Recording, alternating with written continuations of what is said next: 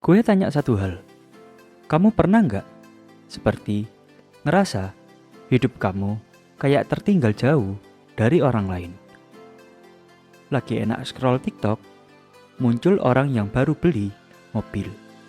Buka Instagram, teman SMA udah liburan ke Jepang. Masuk ke Twitter, semua orang ngomongin saham A naik 200%. Kamu diem, ngecek saldo, isi rekening tinggal 47.000. Realita kayak tamparan keras di tengah malam yang sunyi. Dan anehnya, kamu mulai panik. Mau beli sesuatu yang kamu nggak butuh. Mulai ikut kelas yang kamu nggak ngerti. Mulai pinjam uang buat gaya. Semua demi nggak mau kelihatan ketinggalan. Itu bukan cuma krisis identitas. Itu penyakit. Namanya financial FOMO. Dan kalau kamu nggak sadar, kamu bakal jadi korban gaya hidup palsu yang dikemas manis lewat sosial media. Di video ini, kita bakal bongkar habis apa itu financial FOMO dan kenapa otak kita rentan kena jebakan ini. Kenapa banyak orang pintar tetap jatuh miskin karena ikut-ikutan. Dan yang paling penting, 5 langkah sadar diri biar kamu bisa hidup tenang tanpa pura-pura kaya. Duduk tenang, ini bukan video biasa. Ini mungkin penyelamat dompet dan mentalmu. FOMO itu singkatan dari Fear of Missing Out.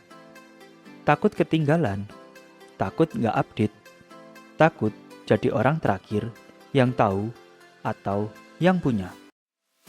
Tapi ketika FOMO ketemu dengan uang, efeknya jadi destruktif.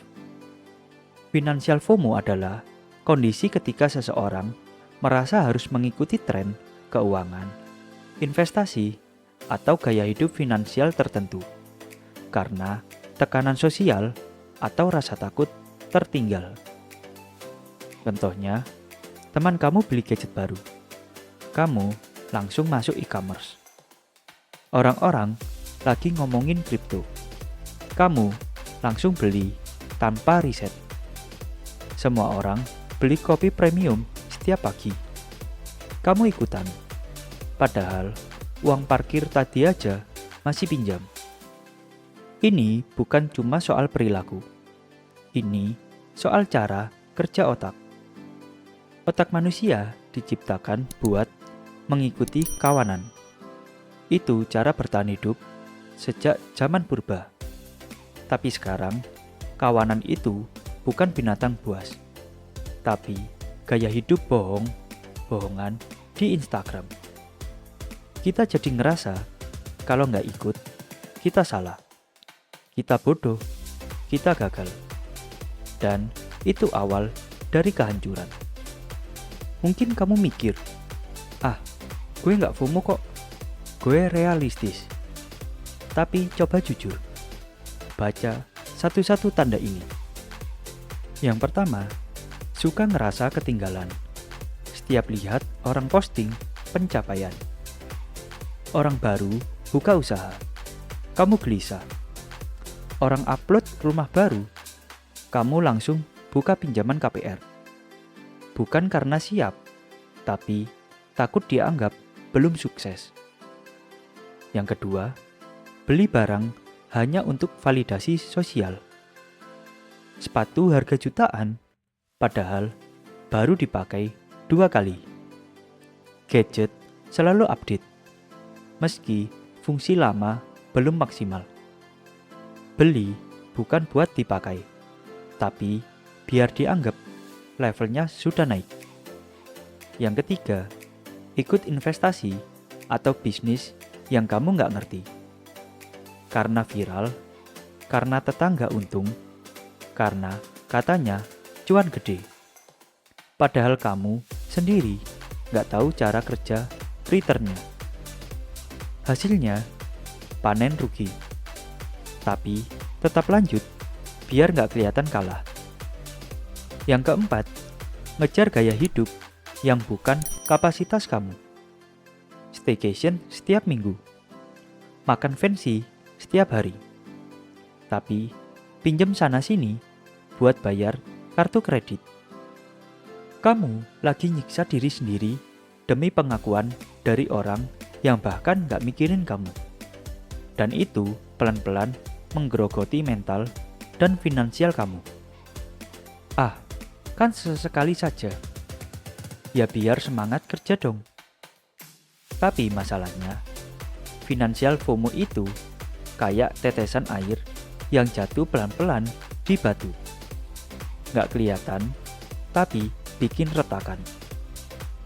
Inilah dampak kalau kamu FOMO. Yang pertama, kondisi keuangan kronis. Gaji naik, tapi nggak pernah cukup. Tabungan nol. Gaya hidup makin tinggi, tapi hutang makin panjang. Tiap tanggal 10, sudah mulai ngutang ke teman. Yang kedua, mental breakdown dan burnout. Selalu merasa gagal karena gak bisa seperti orang lain. Merasa hidup gak berarti kalau belum punya barang tertentu. Depresi halus, diam tapi makin dalam. Dan yang terakhir, keputusan finansial emosional. Beli rumah atau mobil bukan karena butuh, tapi karena gengsi. Ambil bisnis atau investasi karena takut gak kebagian. FOMO itu membuat kamu berpikir kamu kekurangan, padahal kamu sebenarnya cukup. Kamu cuma tertutup oleh rasa ingin dianggap berhasil. Dan itu yang bikin kamu terus merasa gak pernah cukup. Oke, sekarang kita bahas yang solutif.